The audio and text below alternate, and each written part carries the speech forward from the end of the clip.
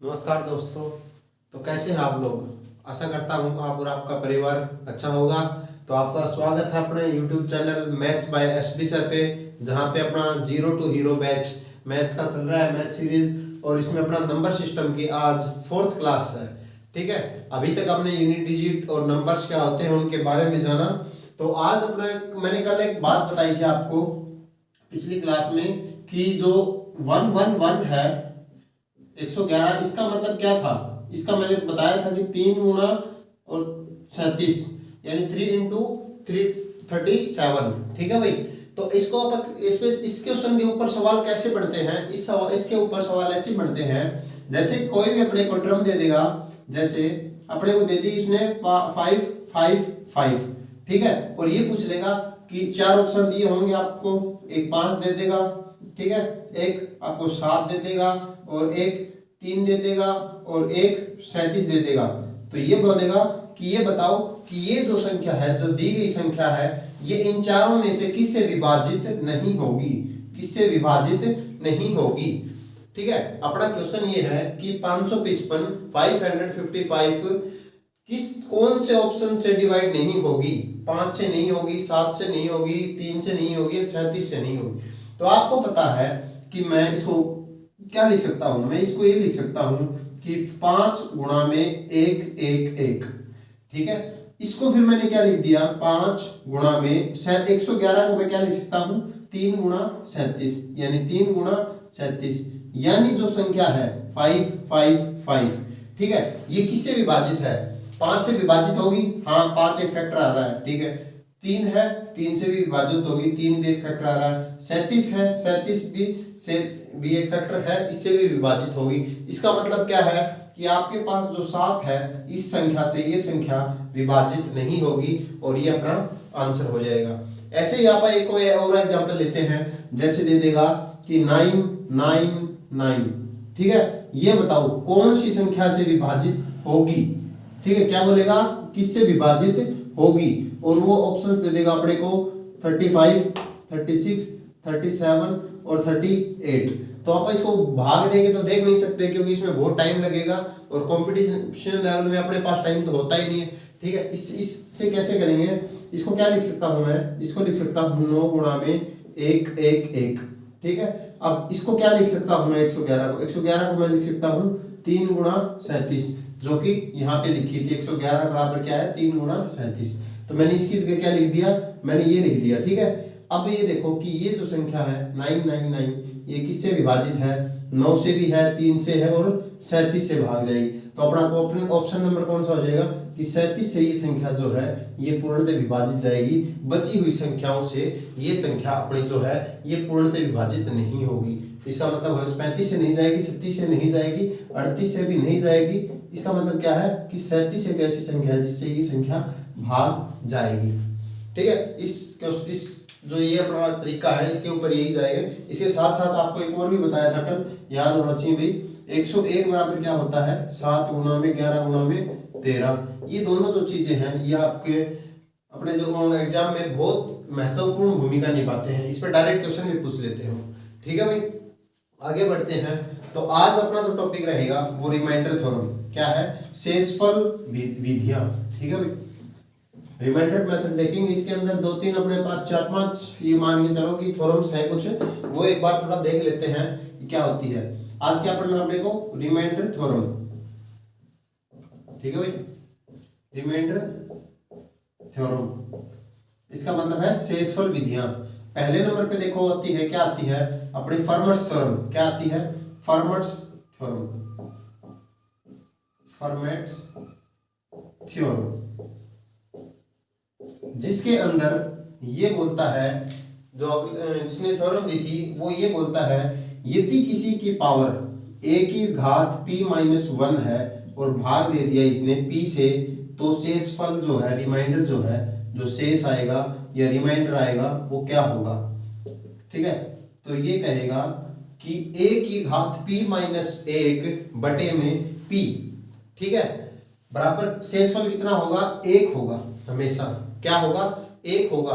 पर इसमें एक दिक्कत है, इसमें ये कहेगा कि a और p है, ये दोनों आपस में क्या है? को प्राइम। इसका मतलब क्या है, ये दोनों है तो ठीक है, पर क्या है, ये दोनों ए और पी क्या है, को प्राइम। इसका मतलब है ए और पी क्या होने चाहिए, को प्राइम। ए और पी क्या होने चाहिए, आर को प्राइम नंबर्स होने चाहिए। ठीक है भाई। अब ये बोलेगा कि जैसे कोई एग्जांपल ले लेता हूं मैं, ए और बी का को प्राइम होने का मतलब देखो, जैसे मैं ले लेता हूं कि 16 की घात मैंने ले लिया 19 18 और बटे में 19। अब ये बताओ 16 और 19 के अंदर कुछ कॉमन है, नहीं है, तो इसका मतलब है इसका आंसर क्या हो जाएगा, वो एक हो जाएगा। क्या हो जाएगा, एक हो जाएगा। कैसे, देखो मैंने ये बताया कि ए की घात p माइनस 1 अपॉन में p, और a और p जो है वो आपस में कोप्राइम होने चाहिए। कोप्राइम का मतलब ये है कि इनके बीच में जो कॉमन है, a और b p के बीच में जो कुछ भी कॉमन है वो क्या हो, ओनली एक हो, उसके अलावा कुछ भी ना हो। जैसे एक एग्जांपल है लेता हूं, जैसे एक 2 ले लिया मैंने, एक 5 ले लिया, इन दोनों के बीच में कुछ कॉमन है भाई तुम्हारा, इन दोनों के बीच में आपको कुछ कॉमन दिखाई दे रहा है, सर इनके बीच में कोई कुछ कॉमन नहीं दिखाई दे रहा, और बस एक फैक्टर ही दिखाई दे रहा है, एक ही है, गुणा में दोनों की एक है, बस एक वही फैक्टर है। जैसे मैं एक एग्जांपल और ले लेता हूं कि 4 और 10। अब ये बताओ ये कोप्राइम है आपस में, कोप्राइम ये नहीं है। क्यों नहीं है, क्योंकि इसको जो जब टुकड़ा तोड़ेंगे तो 2 गुणा 2 होता है, और इसके भी फैक्टर करेंगे तो 2 गुणा 5, यानी एक अपना जो 2 है वो इन दोनों में कॉमन हो रहा है, 2 जो है वो कॉमन हो रहा है। इसका मतलब ये जो संख्या है ये कोप्राइम नहीं है। इसका मतलब क्या है, कोप्राइम नहीं है। और ये जो दो संख्याएं हैं वो क्या है, कोप्राइम है। क्या है, कोप्राइम है। बात समझ में आई भाई। कोप्राइम क्या होता है, कोप्राइम ये होता है उन दोनों का जो बीच में जो कॉमन चीज है वो एक होनी चाहिए, उसके अलावा कुछ भी नहीं होना चाहिए। और कोप्राइम ना हो, देखो 4 और 10 इनके बीच में कॉमन क्या था, 2 था, इसका मतलब है कि ये कोप्राइम नहीं है। तो इसका मतलब यही है, ए और पी है ना वो कोप्राइम होने चाहिए। ठीक है, जैसे आपने एक एग्जांपल लिया 16 की घात 18 बटे में 19, यानी 16 की घात 18, 16 की 16 बार गुणा करने के बाद अपना जो रिमाइंडर आएगा, जो शेषफल आएगा वो क्या आएगा, वो एक आएगा। क्या आएगा, एक आएगा। जैसे एक छोटे से एग्जांपल से लेके सोच सकते हैं, जैसे मैंने ये ही बोला था कि 2 की घात 5, जैसे मैं कह दूं कि 2 की घात 4 है और बटे में क्या है, 5 है।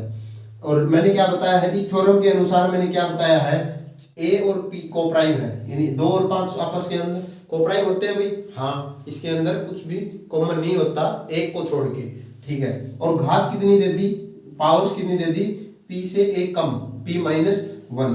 तो अब क्या लिखूं मैं इसको मैं देखो सोल्व करते हैं, तब मैंने थ्योरम के अनुसार ये बताया कि रिमाइंडर क्या होगा इसका 1।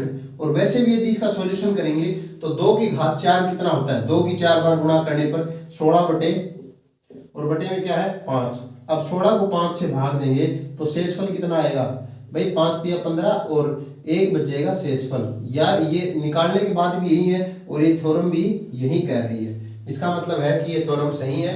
तो आप अपनी कॉपी में उतार सकते हो इसको, ये है अपनी फर्मट्स रिमाइंडर थ्योरम। ठीक है भाई, उतारो जल्दी अपनी कॉपी में उतारो इसको।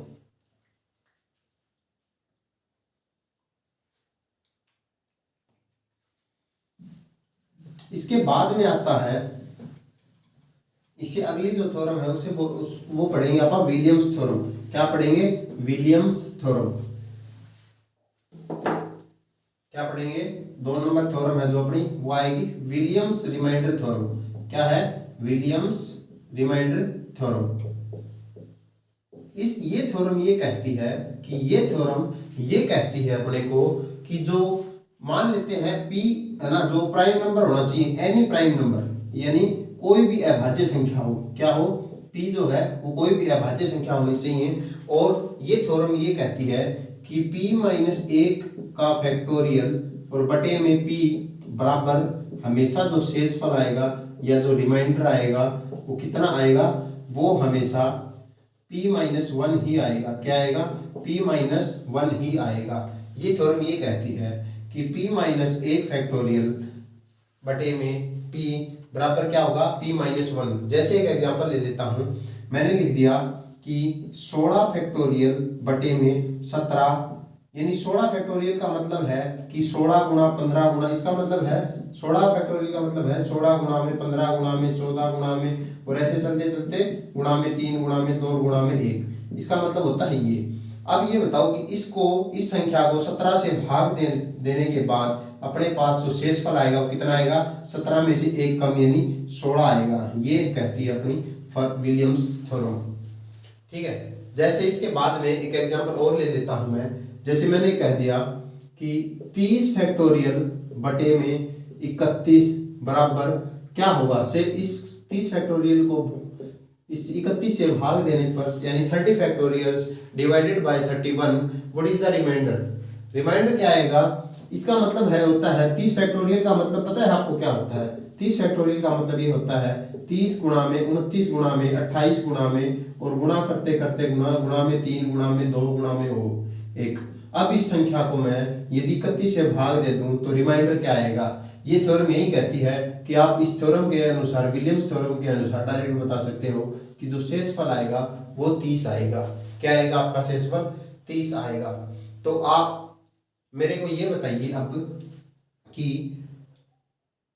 22 फैक्टोरियल अपॉन में 23 जो है वो अपना जो रिमाइंडर है वो क्या होगा, ये करिए भाई अपने आप। 22 फैक्टोरियल बटे में 23 कितना होगा, ये आप अपने आप बताइए भाई, जल्दी बताइए भाई इसको।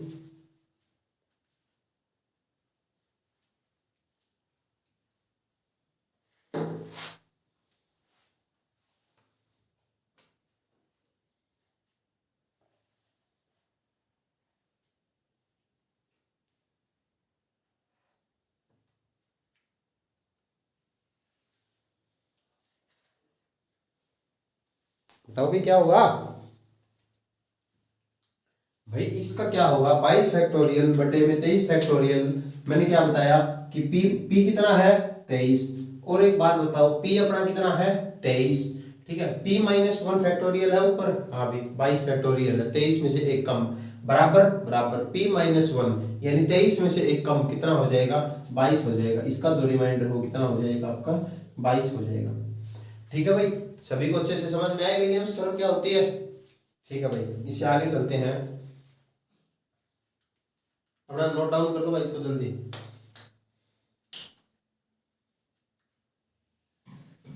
अब आपके मन में एक सवाल उठ रहा होगा कि सर यदि यहाँ पे 30 फैक्टोरियल बटे में 31 जो है, यहाँ पे यदि 31 फैक्टोरियल बटे में 31 फैक्टोरियल हो तो क्या होगा, यानी 31 फैक्टोरियल बटे में 31 हो तो क्या रिमाइंडर होगा भाई, शेषफल क्या होगा फिर बताओ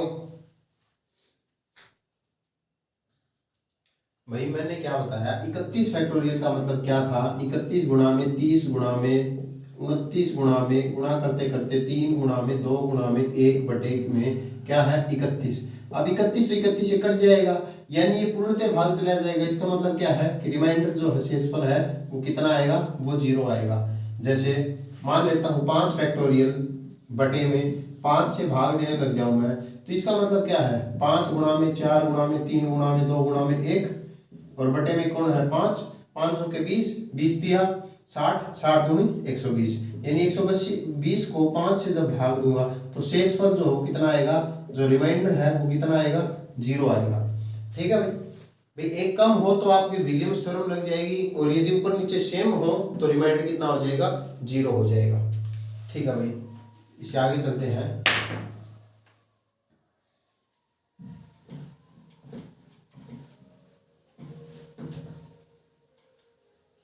इससे आगे एक डायरेक्ट क्वेश्चन बताता हूं आपको, वो ये कहता है जैसे कोई भी अपने को एक संख्या दे देगा, क्या दे देगा, एक संख्या दे देगा। जैसे मैं ये कह दूं, क्वेश्चन ये कहेगा कि एस किसी संख्या को, मान लेता हूं वो संख्या n है, क्या बोल देता हूं, कोई किसी संख्या को मैं 5 से भाग देने पर, 5 से भाग देने पर, या फिर मैं कह दूं कि 25 से भाग देने पर जो शेषफल है वो 2 आता है, तो उसी संख्या का यदि मैं 8 गुणा कर दूं तो शेषफल कितना आएगा। यदि उसी संख्या को मैं 8 गुणा n कर दूं और फिर 25 से भाग दूं तो जो शेषफल है वो क्या आएगा। ठीक है, ये क्या कहेगा, यदि किसी संख्या को 25 से भाग देने पर शेष फल 2 आता है, तो उसी संख्या को 8 से गुणा कर देने पर फिर 25 से भाग देंगे तो शेष फल कितना आएगा, बताओ। क्वेश्चन समझ में आया भाई अच्छी तरह। किसी संख्या को 25 से भाग देने पर शेष फल 2 आता है, यानी रिमाइंडर 2 आता है, तो उसी संख्या का 8 गुणा कर दिया जाए और फिर 25 से भाग दिया जाए तो शेषफल कितना आएगा। तो यहाँ एक चीज हमेशा याद रखना, जो काम ये क्वेश्चन के साथ करेगा, जैसे n था पहले और क्या हो गया 8 गुणा n, यानी कितना हो गया 8 गुणा, क्या कर दिया 8 गुणा, तो वही काम अपने को क्या कर देना है रिमाइंडर के अंदर भी कर देना है, यानी क्या कर देना है इसको भी 8 से गुणा कर देना है। क्या कर देना है 8 से गुणा, यानी 8 से मल्टीप्लाई कर देना है। 8 टू जा कितना हो जाएगा 16, क्या हो जाएगा 16, यानी अब शेषफल कितना हो जाएगा आपका 16। ठीक है भाई। अब जैसे ये कह दे कि मान लो कोई संख्या है, ठीक है, किसी संख्या को मैं 34 से भाग देने पर, इस 34 से भाग देने पर जो शेष है वो मान लेते हैं 10 आता है। क्या आता है 10 आता है, तो उसी संख्या का वर्ग कर दिया जाए, वर्ग करके 3 से गुणा कर दी जाए। क्या करें, या वर्ग कर दिया जाए यदि उस संख्या का वर्ग कर दिया जाए और फिर 34 से भाग दिया जाए तो शेषफल कितना होगा। किसी संख्या को 34 से भाग देने पर शेषफल 10 आता है, तो उसी संख्या का वर्ग करने पर 34 से भाग दे दें तो शेषफल कितना आएगा। मैंने क्या बताया, इसमें ऑपरेशन इसने क्या किया, यहाँ पे वर्ग किया, क्या किया वर्ग किया यानी स्क्वायर किया, तो यहाँ भी आपको क्या करना है स्क्वायर कर देना है। क्या कर देना है स्क्वायर कर देना है, यानी 10 का कितना हो जाएगा 100। अब ये बताओ यहाँ 100 हो गया। अब आप सोचने की एक बात है कि देखो जब 34 से भाग दिया जाए तो 100 शेषफल तो कभी आ ही नहीं सकता, यानी 34 से जब डिवाइड किया गया तो 100 कभी तो रिमाइंडर आ ही नहीं सकता। क्यों, वो रिमाइंडर क्या होता है हमेशा डिवाइजर से कम आता है, यानी जो भाजक है उससे हमेशा कम आता है, यानी रिमाइंडर हमेशा क्या होगा इससे 100 से छोटा होगा, 34 से छोटा होगा। तो इसको 34 से भाग दे दें तो 100 को यदि आप 34 से भाग दोगे तो कितने पे जाएगा 2 पे, 4 दूनी 8, 6 दूनी 8, कितना बचेगा आपके पास 32। तो आपका जो शेषफल है वो कितना हो जाएगा, वो आपका 32 हो जाएगा। 32 अपना क्या हो जाएगा रिमाइंडर हो जाएगा, इसका मतलब शेषफल हो जाएगा। आई भाई बात समझ में सभी को। क्या किया, जो क्वेश्चन में आपके क्वेश्चन के साथ जो गड़बड़ी कर रहा है, ये 8 कर रहा है, वर्ग कर रहा है, 10 गुणा कर रहा है, कुछ भी कर रहा हो, घन कर रहा है, स्क्वायर क्यूब कुछ भी, पावर 4 पावर 5 कुछ भी करे, वही काम आप शेषफल के अंदर कर दो। जो रिजल्ट आए वो भाजक जो दिया गया है उसी से आप फिर से भाग दे दो उसको। यदि वो भाग जाता है तो बचा हुआ शेषफल हो जाएगा, भाग नहीं जाता है तो वो जो बचा है वही शेषफल हो जाएगा। आई बात समझ में। ये भी अपनी एक रिमाइंडर थ्योरम है। थोड़ा हो गया भाई। इस पे आप एक सवाल करके दिखाओ पहले मेरे को।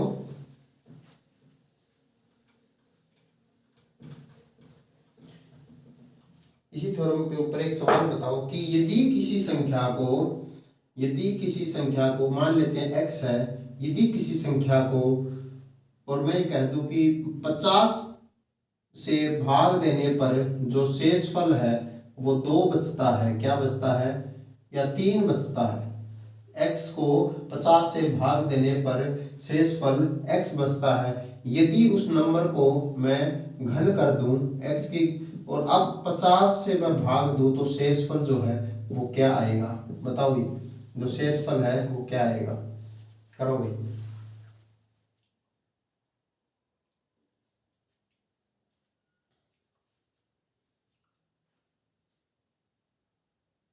जल्दी करो भाई जल्दी।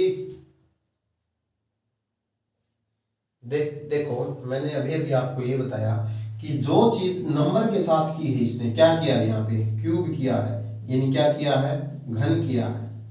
तो यहाँ भी आपको क्या करना है घन करना है इसका, यानी 3 का घन कितना हो गया, 3 का घन कितना हो गया 27, और 27 किससे छोटा है भाजक से छोटा है, 50 से छोटा है। इसका मतलब जो शेष है वो कितना हो जाएगा वो 27 ही हो जाएगा। क्या हो जाएगा? 27 ही हो जाएगा। ठीक है भाई, सबको बात समझ में आई? चलो इससे आगे चलते हैं। जब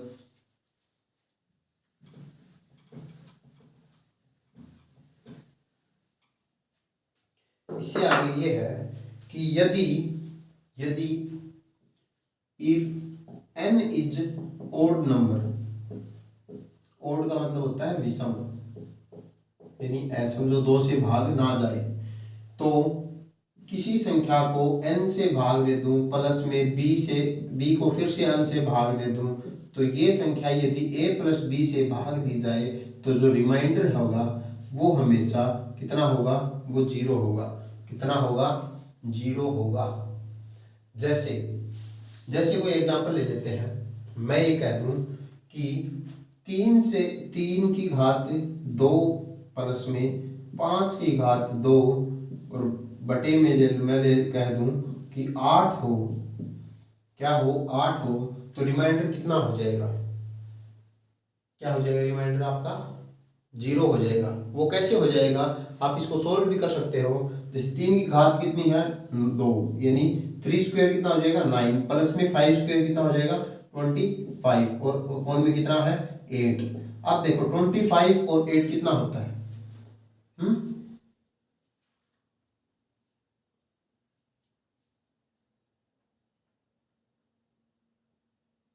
कितना होगा भाई?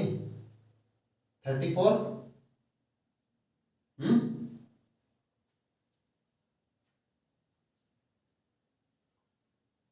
अरे मूर्ख, ये मैंने क्या बताया था? ये बात भी तो देखा करो ऊपर है। ये n इज ओड। क्या है? n is odd. ओड का मतलब है जो 2 से भाग ना जाए। यहाँ पे क्या कर रहे हो तुम? 2 नहीं आएगा यहाँ पे कभी भी। 3 आ सकता है। क्या आ सकता है? 3 आ सकता है। अब करो इसको। 3 की घात 3 कितना होता है? 27। 3 पावर 2 3 कितना होगा? 27 प्लस में, और अब इसको करो 5 रेज टू पावर 3 कितना हो जाएगा? 125। ठीक है, अब इसको जोड़ो 152 और अब देखो 8 से इसको भाग दोगे तो शेषफल कितना आएगा? वो 0 आएगा। 8 से भाग देके देख सकते हो। 8 एकम 8, यहाँ बचेगा 7 और 2 और 8 9 जा 72। 8 निमा 72, 72 से 72 पूरा चला जाएगा भाग, तो शेषफल कितना हो जाएगा? वो 0 हो जाएगा।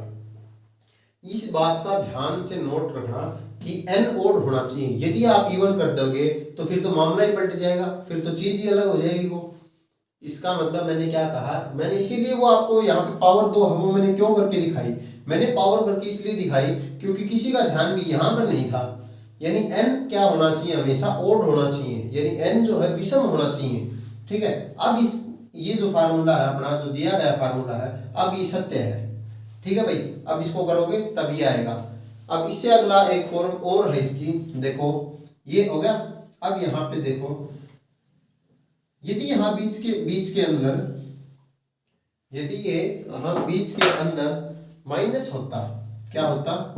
माइनस होता, और n इज ओड नंबर, तो भी ये रिमाइंडर 0 ही होगा। ये हो जाएगा सेकंड। यदि इफ n इज ओड यानी विषम नंबर, तो a की घात n माइनस b की घात n बटे में a माइनस b बराबर कितना हो जाएगा? रिमाइंडर 0 हो जाएगा। जैसे एक छोटा सा एक एग्जाम्पल और ले लेते हैं। जैसे मैंने कह दिया कि 6 की पावर 3 माइनस और 2 की पावर 3 और बटे में कितना दे दिया? 4। तो अब इस संख्या को सोल्व करने के बाद जो रिमाइंडर आएगा वो कितना आएगा? यहाँ पे मैं छोटी छोटी संख्या इसलिए ले रहा हूं ताकि ये जो अपना रूल दिया है, इसने जो अपना नियम दिया है, इसको सिद्ध करके भी देखा जा सके। यहाँ वरना यहाँ पे एग्जाम के अंदर अपने पास बड़ी बड़ी संख्याएं आएंगी, ठीक है, जिसको आप सोल्व नहीं कर सकते। ठीक है, यहाँ पे 56 आ जाएगा, यहाँ 24 आ जाएगा, 56 माइनस 24 वो देगा, वो आप उस टाइम उसको सोल्व नहीं कर सकते। ये छोटे छोटे एग्जाम्पल मैं इसलिए ले रहा हूँ ताकि आपको जो दिया गया नियम है ये भी तो पता होना चाहिए कि सत्य है या नहीं है। ठीक है, अब इसको करो कि 6 रेज टू पावर 3 216। ठीक है भाई, 6 का घन करेंगे तो कितना आएगा? 216 माइनस 2 का घन करेंगे तो 8, यानी 2 रेज टू पावर 3 करेंगे तो 8 और अपॉन में 4। जब इसको भाग देंगे तो 208, 216 में से 208 यानी 216 में से 8 को माइनस करेंगे तो 208 और अपॉन 4। जब इसको पूर्ण भाग देंगे तो 4 पंजो 20 और ये 52 पे पूरा भाग चला जाएगा। इसका मतलब जो है जो शेषफल आएगा, जो रिमाइंडर आएगा वो कितना आएगा, वो आपका 0 आएगा। ठीक है भाई। n इज ओड, n हमेशा ओड रहना चाहिए, ये इस बात का सीरियसली ध्यान रखें आप चीज कि n यहाँ पे ओड होगा तो ही ये सत्य है, तो ही ये सत्य है। अब मैं अगला स्टेप पे चलता हूं। ठीक है भाई। यदि n इवन हो तो सर क्या करेगा, यदि आपका सवाल ठीक है सर यहाँ पे ओड तो आपने बता दिया, यदि आप पे इवन हो तो क्या किया जाएगा, यदि यहाँ n इज इवन हो तो क्या किया जाए, तो ये है कि यदि यदि n इवन है तो a की घात n प्लस में b की घात n करोगे, सॉरी माइनस करेंगे, और फिर तो यदि a प्लस b से भाग देंगे तो भी रिमाइंडर जो है वो 0 आएगा। और यदि a की घात n माइनस b की घात n को a माइनस b से भी डिवाइड करेंगे तो कितना आएगा, रिमाइंडर हमेशा 0 आएंगे, तब ये दोनों चीज सत्य होंगी। पर ध्यान रखना कि जो माइनस है ये ऊपर तो दोनों में माइनस हो, नीचे फिर प्लस माइनस दोनों से कोई फर्क नहीं पड़ेगा। यदि यहाँ पे ऊपर प्लस हो, इससे अगला ये है कि इफ n इज इवन और a की घात n प्लस में b की घात n हो जाए तो ये जो संख्या है, ये दी गई जो संख्या है, ये ना तो a प्लस b से और ना a माइनस b से भाग जाएंगी, विभाजित होंगी। ठीक है भाई। ना तो a प्लस b से विभाजित होंगी, ना a माइनस b से विभाजित होंगी। पर हाँ यहाँ पे माइनस हो बीच में तो a प्लस b से ही भाग जाएंगी और a माइनस b से भी संख्या भाग जाएगी आपकी। आई बात समझ में भाई सबको? भाई सबको सही क्लास अच्छे से समझ आ रहा है? अपना जो 0 to हीरो बैच है वो से चल रहा है भाई? आपने पुरानी 3 क्लास देखना पहले, फिर चौथी क्लास देखना। इसमें रिमाइंडर थ्योरम्स हैं जो कि आपको सीजीएल में, दिल्ली पुलिस में, रेलवे में आपको देखने को मिलेंगी। डायरेक्ट आपको क्वेश्चंस देखने को मिलेंगे, पर आपको जो थ्योरम याद होंगी थोड़ी सी अटपटी एक बार आपको लगेंगी, पर 3-4 बार आप जब इसको कॉपी में लिख के देखोगे तो आपको ऑटोमेटिकली ये चीजें याद हो जाएंगी। ठीक है भाई। जब ऑटोमेटिकली 3-4 बार करोगे तो आपको ये जो चीजें हैं वो आपको याद हो जाएंगी। ठीक है भाई। चलिए नेक्स्ट, चलो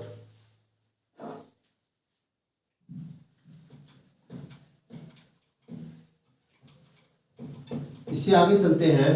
तो आगे ये है, यदि मैं यहाँ लिख दूं कि तीसरी 3 तो अपनी थ्योरम होगी और ये थर्ड अपना कॉन्सेप्ट हो गया। ठीक है। अब देखो जैसे a की घात n दे दी प्लस में b की घात n दे दी प्लस में c की घात n दे दी प्लस में d की घात n दे दी और बटे में हो a plus b plus c plus d। और इसमें भी यही कंडीशन है, इफ n इज ओड, यानी n है वो क्या होगा, ओड, यानी विषम नंबर होगा, कोई विषम संख्या, जैसे होगा 1 होगा, 3 होगा, 5 होगा, 7 होगा, 9 हो, 11 हो, सॉरी 9 तो हाँ 9 है, 11 है, 13 है, 15 है, 17 है, वो होते हैं ओड नंबर्स, विषम संख्या है। और उसको जो छोड़ के 2 है, 4 है, 6 है, 8 है, वो क्या हो जाएंगी आपकी सम संख्या, इवन नंबर्स। एक कॉन्सेप्ट ये है कि a की घात n प्लस में b की घात n प्लस में c की घात n प्लस में d की घात n बटे में a plus b plus c plus d हो तो रिमाइंडर जो है वो हमेशा क्या होगा, उसमें भी रिमाइंडर आपका हमेशा 0 हो जाएगा। क्या हो जाएगा, 0 हो जाएगा। जैसे 2 की घात 3 कर दूं, 3 की घात 3 कर दूं, प्लस में 4 की घात 3 कर दूं, प्लस में 5 की घात 3 कर दूं और बटे में कर दूं 2 प्लस 3 प्लस में 4 प्लस में 5, तो बताओ रिमाइंडर जो आपका क्या हो जाएगा।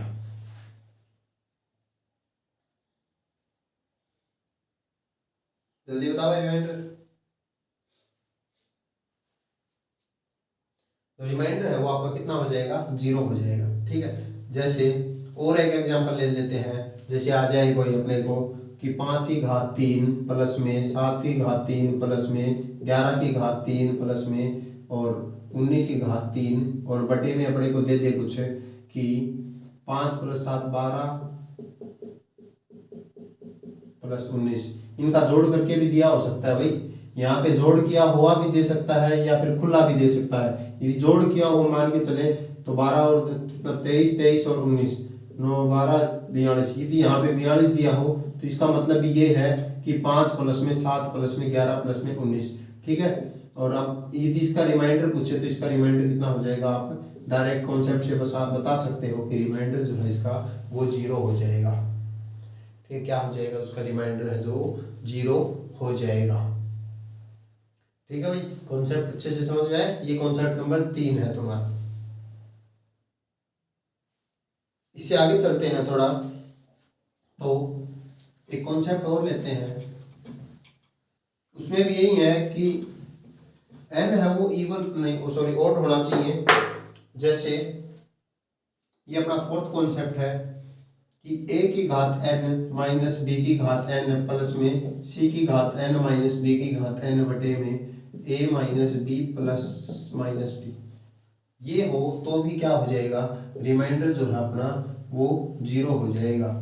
जैसे कुछ भी एक एग्जांपल ले लेते हैं, मान लेता हूं मैं, ये दे दे कि 119 की घात 5 माइनस 125 की घात 5 प्लस 131 की घात 5 और माइनस 99 की घात 5 और बटे में दे देगा आपको, जैसे 129 और 131 तो जुड़ेगा, 9 और 10, 150 तो ये हो गया। और ये कितना हो जाएगा, 224, 125 और 99, 224 में से 150 कम करेगा 4, 22 में 7, ये नीचे 74 दिया हुआ मिलेगा। ये क्वेश्चन आपको दिया हुआ मिले और ये बोले कि इस संख्या को 74 से भाग देने पर रिमाइंडर कितना होगा, तो आप क्या बोलोगे, इसका जो रिमाइंडर है वो कितना हो जाएगा, 0 हो जाएगा। क्यों, ये 74 जो है वो क्या है, 74 असल में क्या है, 119 माइनस 125 प्लस में 131 और माइनस 49, यही तो है 74। और जो कि आपके कॉन्सेप्ट के ऊपर दिया ही हुआ है, यदि इस संख्या को a plus B plus C plus minus D बराबर इससे भाग देंगे तो अपना जो रिमाइंडर है वो कितना आएगा, 0 आएगा। इसका मतलब है ये इसका एक फैक्टर होगा। ठीक है भाई, आज आपने क्या किया है, आज अपने टोटल 3 जो अपने हैं रिमाइंडर थ्योरम्स, ठीक है, क्या करी है, 3 रिमाइंडर थ्योरम करी है। और आज एक और क्या किया है, 4 कॉन्सेप्ट करे हैं। क्या करे हैं, 4 कॉन्सेप्ट जो डायरेक्ट थ्योरम्स दे रखी हैं, इनको आप अच्छे से बार बार 3-4 बार लिख के देखेंगे। इस वीडियो को आप 3-4 बार अच्छे से देखेंगे, ठीक है। तो आप अपने नोट्स में बढ़ा लेना, ये अपना नोट्स में सारे लिख लेना कितने थ्योरम से कितने कॉन्सेप्ट हैं, और उसको बार बार कॉपी में जब आप लिख के देखोगे तो वो आपको आसानी से याद हो जाएंगे। तो आज की अपनी जो क्लास नंबर 4 है नंबर सिस्टम की, वो यही विराम देते हैं। और आशा करता हूँ कि आपको क्लास अच्छी पसंद आ रही होंगी। तो आप इसको ज़्यादा से ज़्यादा शेयर कर सकते हैं अपने दोस्तों से, ताकि जो बच्चा अपना पेड कोर्स दे रहा है, पैसे देकर कोर्स कर रहा है, उसको यहाँ पे अपने सेम कोर्स फ्री में करवाया जा रहा है, ताकि हर एक बच्चे तक अपनी जो है मैथ्स में कोई कमज़ोर ना रहे और फ्री एजुकेशन हर एक बच्चे को अच्छे से प्रोवाइड हो। धन्यवाद।